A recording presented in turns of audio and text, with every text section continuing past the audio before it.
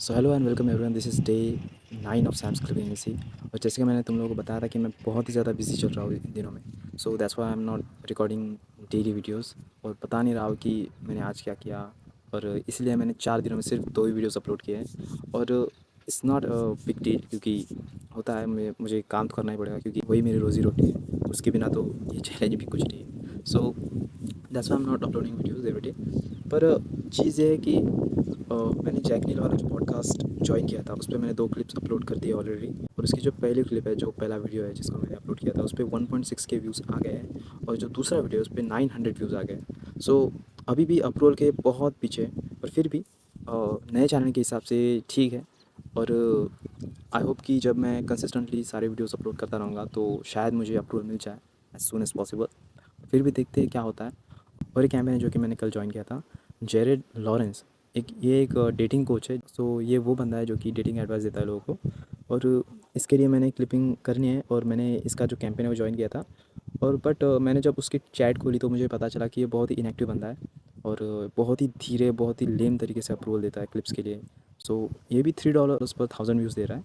अगर इनएक्टिव है तो किसी काम का नहीं है। फिर भी मैंने कैंपेन ज्वाइन किया।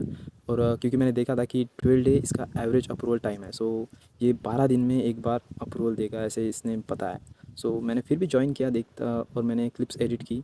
और मैंने एक वीडियो अभी पोस्ट करने वाला हूँ। सो देखते हैं कि वो वीडियो कैसा परफॉर्म करता है। और अगर उसने उस वीडियो ने अच्छा परफॉर्म किया तो then I will keep posting. I don't know what happens. और भी कैंपेन्स हैं जो कि मैं ज्वाइन करूँगा, और भी क्लिप्स है जो कि मैं अपलोड करूँगा। और एक नोटिसेबल चीज़ ये है कि I know nobody is watching.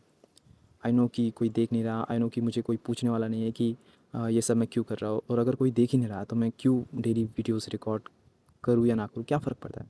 और अगर कोई और अगर कोई देख ही नहीं रहा तो मैं क्यों किससे सॉरी बोलूँ, क्यों किससे बोलूँ कि मैं जैसे आई एम सॉरी कि मैं रोज़ अपलोड नहीं कर पा रहा हूँ।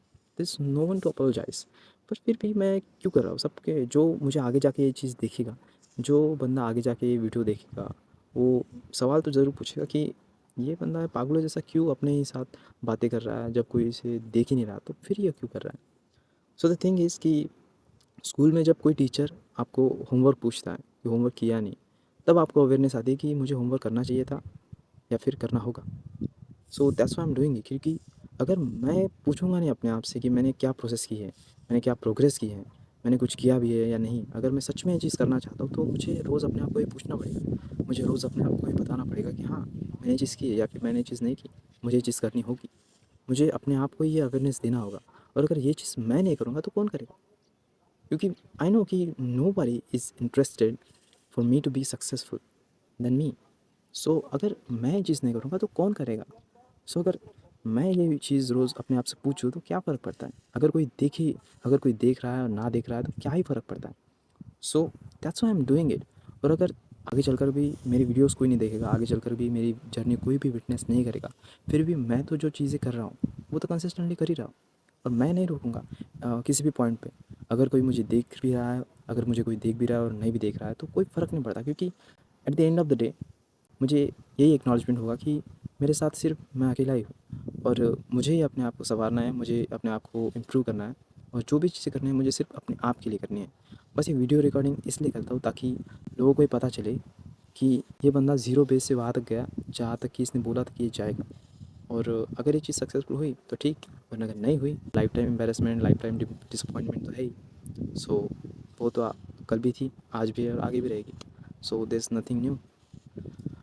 But still, I will keep doing this challenge even if nobody cares. So that's it. And thank you so much if you watched this. And one thing I always say is I am thankful and I will be thankful.